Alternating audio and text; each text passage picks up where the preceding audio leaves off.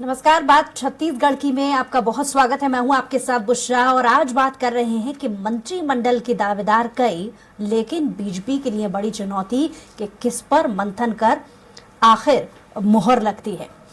तो बात कर रहे हैं कि आदिवासी नेता विष्णुदेव साय छत्तीसगढ़ के नए मुख्यमंत्री बन गए हैं। नवनिर्वाचित मुख्यमंत्री विष्णुदेव साय संभावित 13 दिसंबर को शपथ ले सकते हैं और इसी के साथ ही मंत्रिमंडल के गठन को लेकर कवायदे भी तेज हो चली हैं।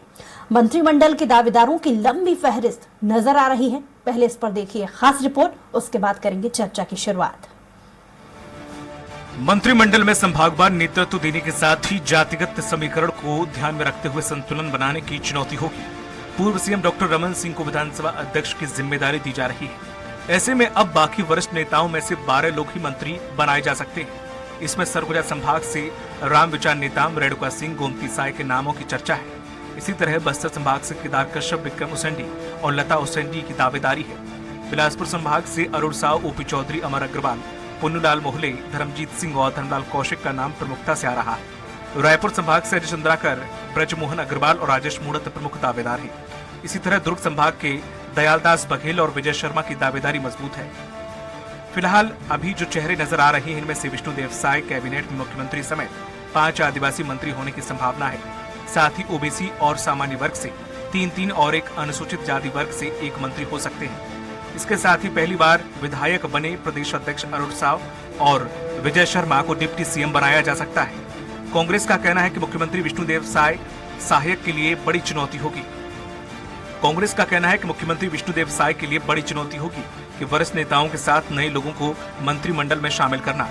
पीसीएस के लिए जैसे विजय शर्मा का नाम सामने आया है, उससे वरिष्ठ नेताओं का आहत होना जायज है। ऐसे में बगावत भी फूटेगी। अब देखते जाइए कि अभी तो शुरुआत है, आगे आगे होता है क्या।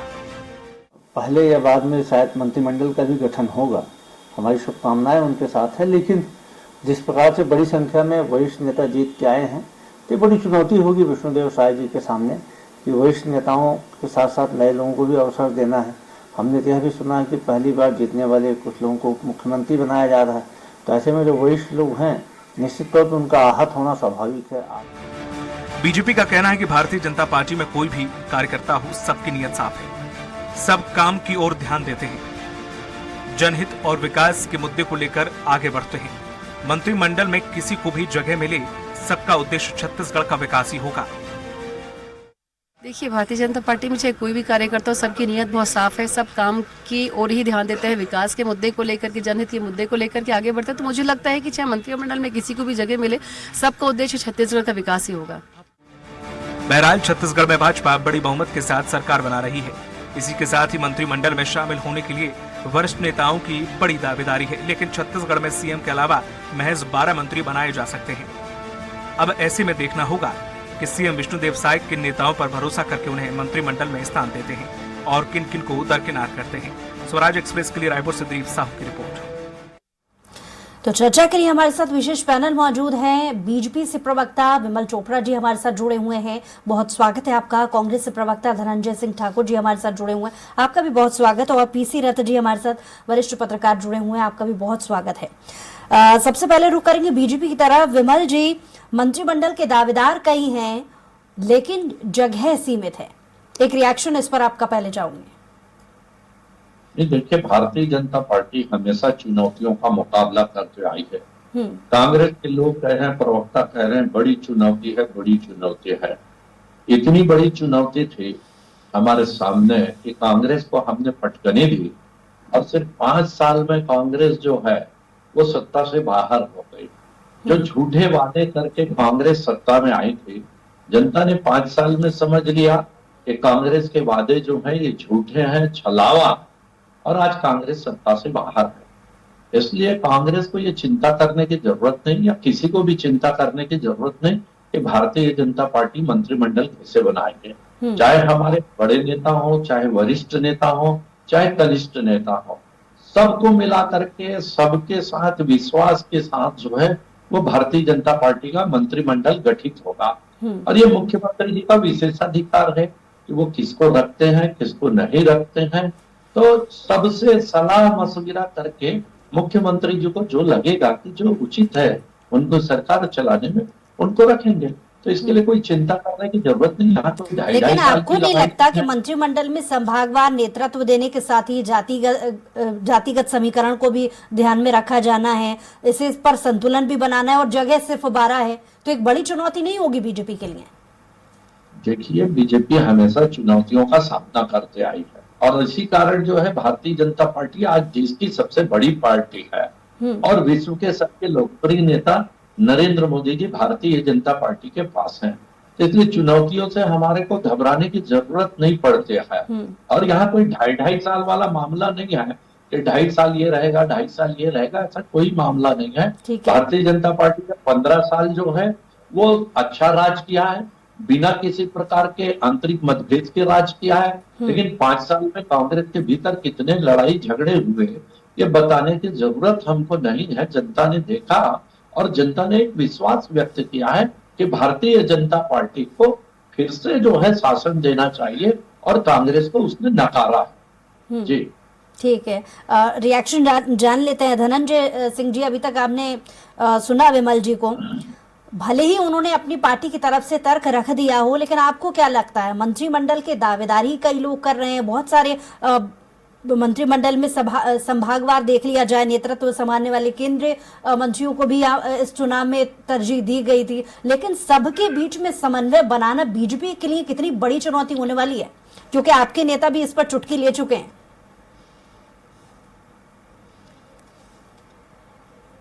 देखिए बुसरा जी, कुल मिला के अगर देखते हैं कि भारतीय जनता पार्टी की जो सरकार बनने जा रही है उसमें मंत्री कौन होंगे, ये निश्चित तौर पर चयन करने का अधिकार स्वतंत्र रूप से भारतीय जनता पार्टी को है, और वही लोग इसमें तय करेंगे।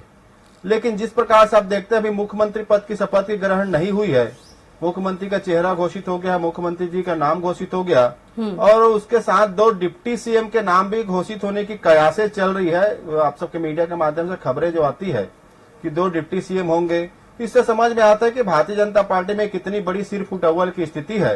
अभी मुख्यमंत्री शपथ नहीं ली है, 2 डिप्टी सीएम बना देना एक अंतःकला भारतीय जनता पार्टी का दर्शाता है, पहली बात। दूसरी बात, जिस प्रकार से भारतीय जनता पार्टी ने महतारी वंदन के नाम से जो महिलाओं का जो वंदन की बात कही है, जिस प्रकार से महिला आरक्षण की बातें कही है, तो जो मुख्यमंत्री जी का नाम डिक्लेयर हुआ है विष्णु साय जी, उसको हम शुभकामनाएं प्रेषित करते हैं। और उसके बाद जो 2 डिप्टी सीएम के नाम जो सामने आए हैं, हालांकि ये सच कितना है ये तो बाद में पता चलेगा, वो ज्यादा अच्छा विमल चोपड़ा जी बनाएंगे कि 2 डिप्टी सीएम बना रहे हैं कि नहीं बना रहे, तो लेकिन 2 डिप्टी सीएम में एक भी महिला का नहीं होना, ये भारतीय जनता पार्टी के महिला विरोधी होने का जीता जागता प्रमाण है। और जो 13 लोगों की जो बनेगी मंत्रिमंडल जैसे मुख्यमंत्री जी को लेकर, उसमें कम से कम जो इन्होंने 33% महिला आरक्षण की बात की है, महिला सशक्तिकरण की बात की, उसको तो पूरा कर ले। और जैसे अभी चैनल डिबेट में था तो वहां इनके नितिन नवीन जी का मैंने बयान सुना कि पुराने और नए चेहरे मिलाकर सामंजस्य बनाएंगे, पर कहीं भी इनके नेता नहीं कह रहे हैं कि महिला सशक्तिकरण के लिए हमें 33% को मंत्रिमंडल में भी स्थान देंगे, एक डिप्टी सीएम महिला होगा। और कहीं भी विष्णुदेव साय जी जो मुख्यमंत्री, हम तो उसको स्वीकार कर लिए, जब घोषणा हो गई है तो उन्होंने कभी अभी तक ही नहीं बताया कि महतारी अंजन योजना कब शुरुआत होगी, सिलेंडर कब 500 महिलाओं को मिलेगा। तो बहुत सारी बातें भी कयास ही लगाए जाते हैं, लेकिन ये स्पष्ट है कि महतारी का सम्मान करने वाली भाजपा ने महतारी को कहीं न कहीं नजरअंदाज किया है, माता शक्ति को नजरअंदाज किया है। और जो डिप्टी सीएम 2 जो बनाए जा रहे हैं, पता नहीं बनाएंगे नहीं बनाए, उसमें कम से एक महिला होनी चाहिए, और पूरे मंत्रिमंडल में 33% आरक्षण का कम से कम पालन तो कर ले, एक संदेश देना चाहिए। विमल जी फिर सवाल छेड़ दिया है यहाँ पर धनंजय जी ने, 33% आरक्षण की बात वो कह रहे हैं क्योंकि जातिगत समीकरण को ध्यान में रखते हुए संतुलन बनाने की बात बीजेपी भले ही कह रही हो, लेकिन 33% आरक्षण की बात जब बीजेपी करती है तो उससे मुकरने जैसी स्थिति वो मंत्रिमंडल में कहने की बात कह रहे हैं, जिक्र कर रहे हैं। धनंजय जी क्या कहिएगा? देखिए, ऐसा है, सलाह देने वाले पहले अपने गिरेबान में झांक के देख ले कि उन्होंने 5 साल के राज में क्या किया। डिप्टी सीएम उन्होंने बनाया, कोई महिला को बनाया था? एक महिला को उन्होंने जो है मंत्रिमंडल में रखा, क्या 30% आरक्षण दिया? अरे भारतीय जनता पार्टी ने संसद में कानून पास करके महिला आरक्षण की सुविधा महिलाओं को दी, महिलाओं का सम्मान किया। ये 70 साल के 60 साल के शासन में चिल्लाते रहे कि महिला आरक्षण होना चाहिए, महिला आरक्षण होना चाहिए। जब दिल्ली में इनकी सरकार थी, 10 साल मनमोहन सिंह थे, उसके पहले राहुल गांधी, राजीव गांधी थे, तो क्या इन्होंने कभी महिला आरक्षण के लिए कोई गंभीर प्रयास ठीक किया? है, इसका जवाब सिर्फ ये धनंजय जी से दिखावा ले लेंगे, करते लेकिन एक हैं। पहले छोटा सा रिएक्शन पीसी रज्जी से ले लेते हैं। पीसी रज्जी, मंत्रिमंडल के दावेदार कई हैं, स्थिति को कैसे संभाल पाएगी बीजेपी, ये बड़ा सवाल।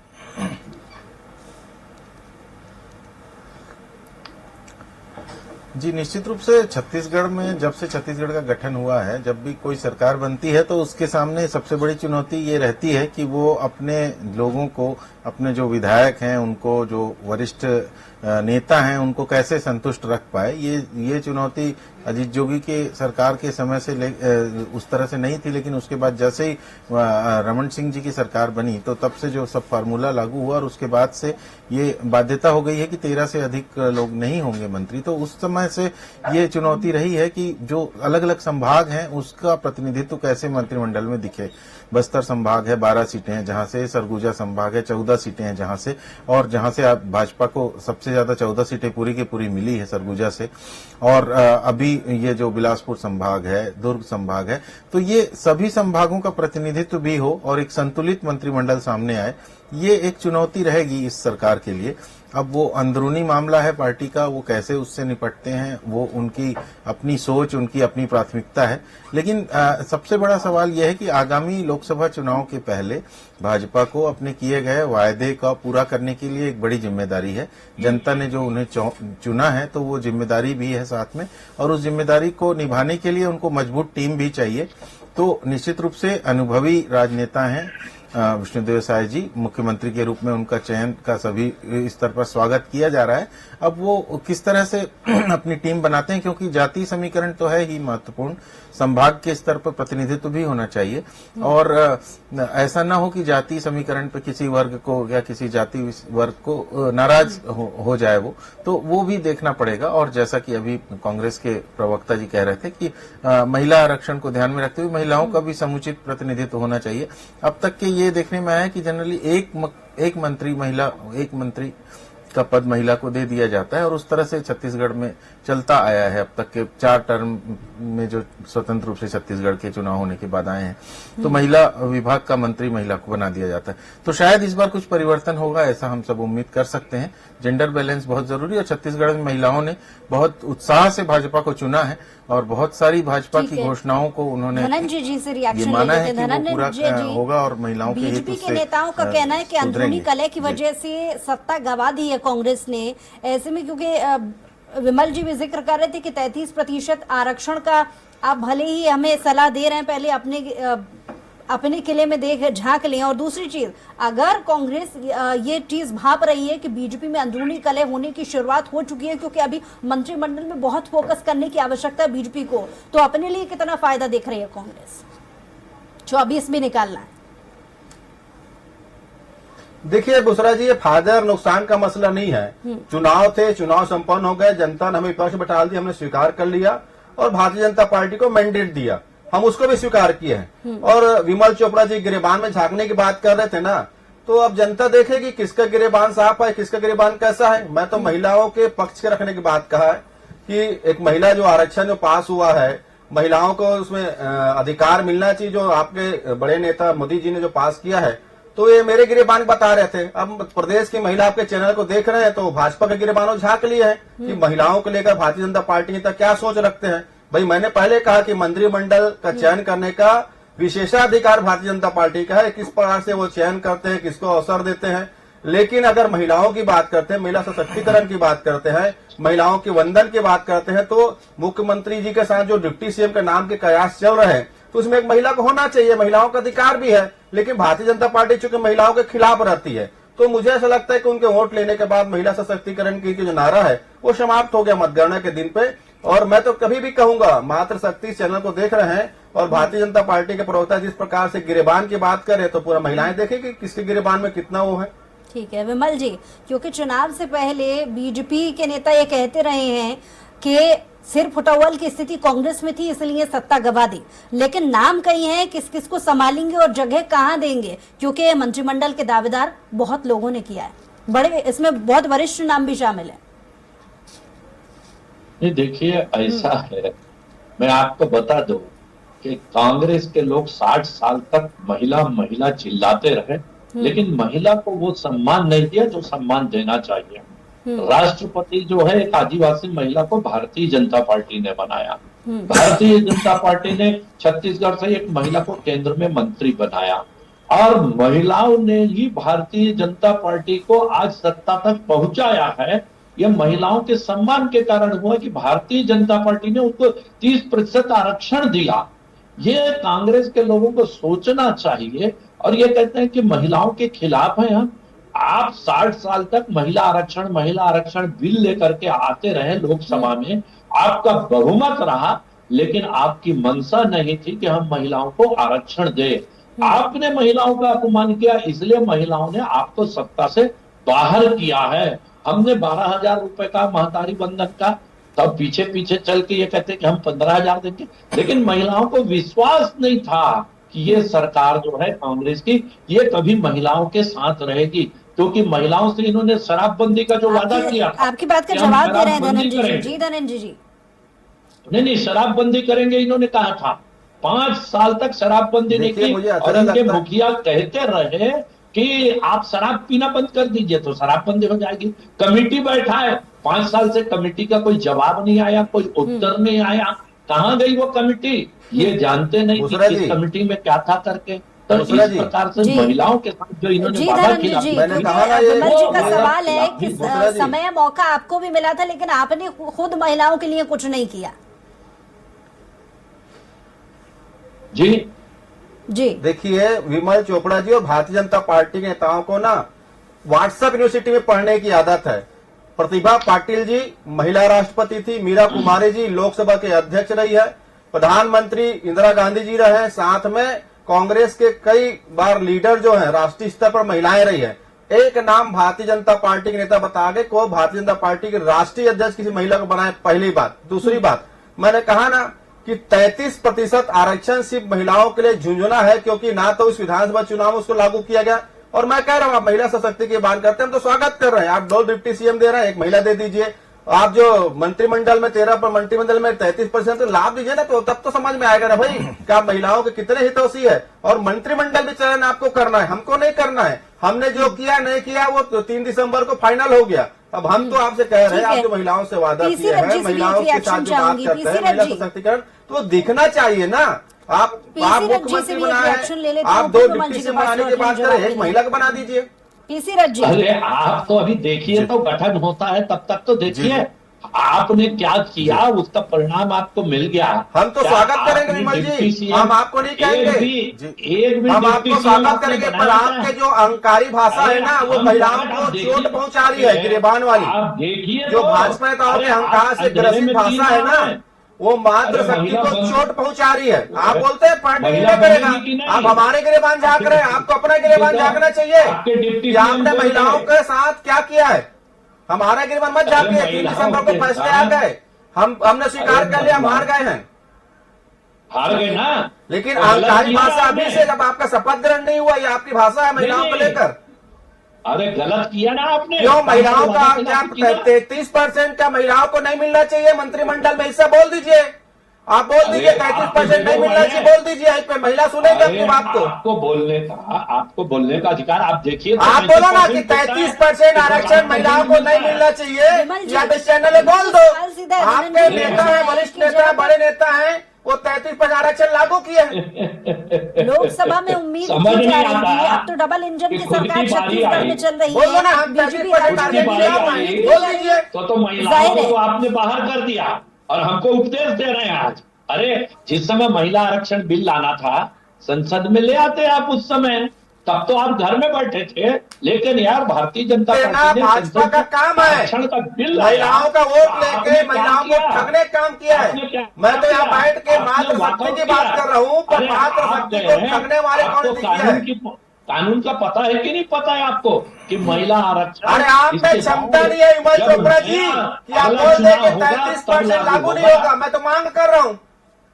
ठीक है, पीसी रथ जी से। हाँ, यही मैं सुनना चाह रहा था आपके मुंह से कि देश भर के महिलाओं को धोखा दिया गया है। आपने स्वीकार किया अगला चुनाव होगा तो लागू होगा, वरना ये झुंझुना दिखाया गया है। मैं ये आपको सुनना बता चाह रहा दे था रहा हूं, आपके मुंह से। अब अगले जो है कभी भी आपकी ये स्थिति नहीं आएगी कि आप कोई कानून बना सके और किसी को न्याय दिला सके, क्योंकि आप सत्ता में आने ही वाले नहीं है। आप कभी आप चुने जाने वाले नहीं है। अहंकार मत विमल जी रहिए, और विमल जी, अहंकार, जी, रावण लौट का रहे अहंकार हैं। नहीं विमल जी टिका, से रिएक्शन ले लेते हैं। रावण का अहंकार नहीं टिका, आप तो आप और हम तो इंसान है। अहंकार मत रहिए, अहंकार टूटता है, अहंकार किसी ने टिका, याद रखिएगा। और जो मात्र शक्ति को जो धोखा दिया गया है ना, उसके परिणाम आपको मिलेंगे। यही तो बोल रहा हूँ, धोखा हम किसने दिया, अहंकार कितना नहीं मंत्री पालते हैं, बनाया इतना आपने? अहंकार भी मत पालिए। PTCM मात्र बनाया जी, शक्ति आपने। जो आपने वादा किया पूरा कीजिए। दोनों ही के पास लौट रही हूँ मैं। पीसी रथ जी से एक रिएक्शन ले लेते हैं। पीसी रथ जी, आपने दोनों ही नेताओं को सुना। बात वही चल रही थी कि मंत्रिमंडल के पूरा दावेदार कहीं प्रदेश ऐसे की पटौल माता की बहनें स्थिति ना हो विमल जाए। शुक्ला की एक बयान जिक्र को देख किया रहे हैं। धनंजय जी ने 33% का आरक्षण। एक रिएक्शन आपका पीसी रथ जी। जी जी जी आप अभी तक के जो 3 बातें हैं जिसके आधार पर संतुलित करके मंत्रिमंडल बनाने की चुनौती है भाजपा नेतृत्व के सामने। और निश्चित रूप से दिल्ली से जो दिशा निर्देश उनको मिल रहे होंगे हाईकमान के, उसके अनुसार भी वो चयन करेंगे मंत्रियों का। तो अभी फिलहाल जो है संभाग स्तर पर संतुलन, जातीय संतुलन और जेंडर संतुलन, तीनों का अगर ध्यान रखेगी भाजपा तो वो तीनों बहुत बड़ी चुनौती है उस तीनों को पूरा करना कि किस तरह से वो संतुलन साध पाएगी। क्योंकि जो पुराने मंत्री रहे हैं, जो जैसे कि उसेंडी हैं, विक्रम उसेंडी हैं, सीनियर नेता हैं, जैसे कि केदार कश्यप हैं बस्तर से, जैसे कि लता उसेंडी हैं, तो इस तरह से बड़े नेताओं को नजरअंदाज करना भी मुश्किल होगा भाजपा के लिए, नेतृत्व के लिए। और दूसरी तरफ रायपुर से जैसे बृजमोहन अग्रवाल हैं, धमतरी से वो अपने चंद्राकर हैं, अजय चंद्राकर हैं, रायपुर से और दूसरे नेता हैं, तो जो मंत्री रह चुके हैं, वरिष्ठ मंत्री रह चुके हैं, 2-2, 3-3 बार के कैबिनेट मंत्री रह चुके लोगों को क्या नजरअंदाज कर पाएगी भाजपा, ये बहुत बड़ी चुनौती है। ये अच्छा जिक्र छेड़ दिया आपने, क्योंकि बाकी के नेताओं का क्या होगा धनंजय जी, इस पर जवाब आपसे चाहूंगी। क्योंकि आपके नेता कह रहे हैं कि मुख्यमंत्री विष्णुदेव साय के लिए बड़ी चुनौती होगा कि वरिष्ठ नेताओं के साथ साथ नए लोगों को मंत्रिमंडल में जगह देना। क्यों लगता है आपके नेताओं को ऐसा? आपकी जुबानी समझना चाहेंगे कि क्या ऐसे हालातों का उदाहरण कांग्रेस दे रही है तो उसे लगता है कि अंदरूनी कलह शुरू होने वाली है?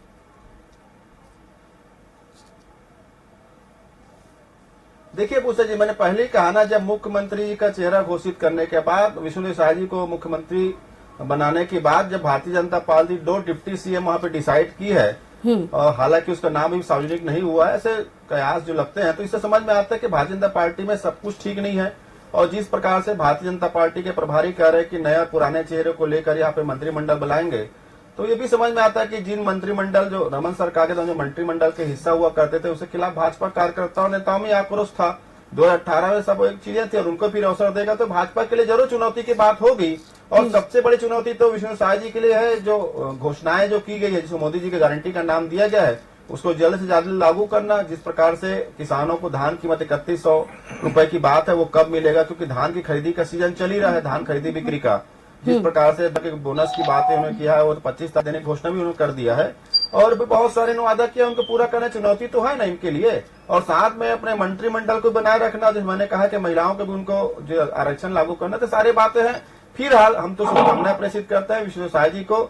13 तारीख को संभावना है कि मुख्यमंत्री की शपथ लेंगे, यहाँ पर उनके मंत्रिमंडल जी आएंगे और जल्द से जल्द किसानों की मौजूद के लिए, माता बहनों के वादों को पूरा करेंगे। हमारी ढेर सारी शुभकामनाएं हैं। छत्तीसगढ़ कला संस्कृति परंपरा 30 त्योहार को जो कांग्रेस सरकार ने स्थान दिलाया है, उस स्थान तक पहुंचाए, गति प्रदान करे। हम तो चाहेंगे छत्तीसगढ़ के नई विकास की ओर आगे बढ़ते जाए। हमारी शुभकामनाएं है विष्णु साय जी को। ठीक है, विमल जी से जवाब ले लेते हैं। विमल जी, कांग्रेस को लगता है कि वरिष्ठ नेताओं के साथ नए लोगों को मंत्रिमंडल में शामिल करना बहुत बड़ी चुनौती होने वाला है, उसी के साथ साथ सहायक के लिए भी बड़ी चुनौती होने वाली है। मेरे तो एक चीज समझ नहीं आ रही है, जिन लोगों ने 5 साल में वादे पूरे नहीं किए, शराब बंदी के, नियमितीकरण के और बिजली जो टैक्स है वो आधा करने के, वो अभी मुख्यमंत्री नहीं बना और वादे याद दिला रहा है कि महिलाओं के वादे पूरे किए जाए। अरे आपने तो अपने नेताओं को न्याय नहीं दिला सके झीरम घाटी के 5 साल के लिए। भारतीय जनता पार्टी के भ्रष्टाचार को जो है ये कहते रहे कि भ्रष्टाचार है, भ्रष्टाचार है, एक चार्जशीट दाखिल नहीं कर सके, ये 2.5 साल की लड़ाई में व्यस्त रहे हैं। और आज भारतीय जनता पार्टी को आईना दिखाने की कोशिश कर रहे हैं, जिनका मुख्यमंत्री नहीं बना है, अभी शपथ ग्रहण नहीं हुआ है, और ये वादा दिला रहे हैं कि आप ये कीजिए वो कीजिए। थोड़ा सा धीरज रखिए, आप मंत्रिमंडल का गठन होने दीजिए। भारतीय जनता पार्टी का मंत्रिमंडल, लेकिन आज चर्चा इस बात को लेकर के हो रही है कि नाम सिर्फ 12 सिलेक्ट करने हैं बीजेपी को, और दावेदारी बहुतों के सामने आ रही है, क्योंकि केंद्र के भी बहुत सारे मंत्रियों को जब छत्तीसगढ़ की तरफ, राज्य की तरफ रुख कर लिया है, तो जिम्मेदारियां किसे क्या क्या देंगे? जी, बागियों की समस्या ना हो जाए और न्याय भी होना जरूरी है, ये दो बड़े सवाल ही तो कांग्रेस उठा रही है। जी बिल्कुल, आप चिंता मत कीजिए, किसी को चिंता करने की जरूरत नहीं है। जो छलावे की कांग्रेस की सरकार थी, 5 साल जनता ने देखा कि 5 साल में इन्होंने छत्तीसगढ़ का कबाड़ कर दिया है।